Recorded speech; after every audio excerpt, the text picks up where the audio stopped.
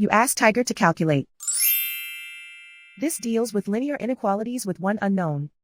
The final result is x smaller than -1/5. Let's solve it step by step. Swap sides.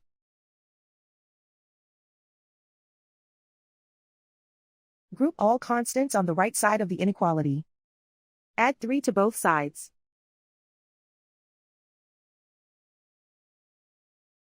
Simplify the arithmetic.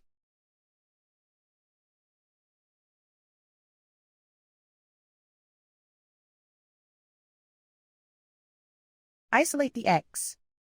Divide both sides by 5.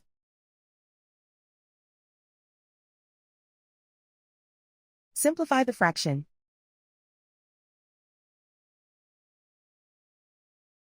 Plot the solution on a coordinate grid. And so the final result is x smaller than -1/5.